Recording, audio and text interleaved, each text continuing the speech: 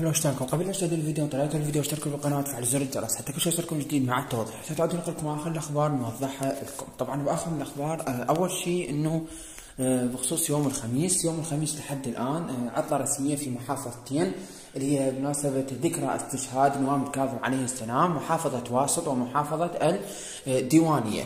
اما بقيه المحافظات لحد الان دوام، واكيد بالساعات القادمه انه هن يعني بعض او اغلب المحافظات تعطل الدوام، او اصلا اذا عطلت الدوام احد المحافظات اكيدها ما راح نشرها لكم، لان العصر عطلت محافظه واسط نشرناها لكم، وقبل قليل عطلت محافظه الديوانيه، باعتبار صار المحافظتين معطلات الدوام يوم الخميس يوم 16/2 بمناسبه ذكرى استشهاد الامام الكاظم عليه السلام بهذين المحافظتين واسط والديوانيه.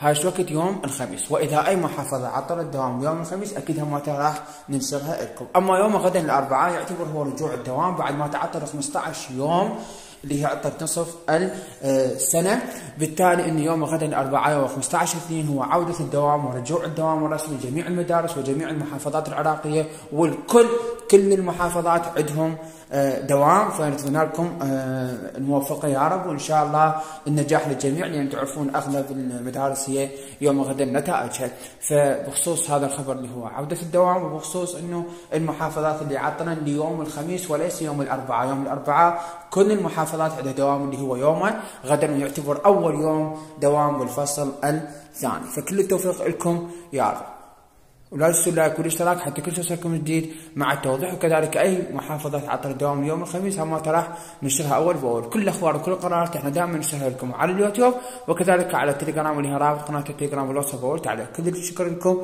يا رب، لا تنسوا اللايك والاشتراك.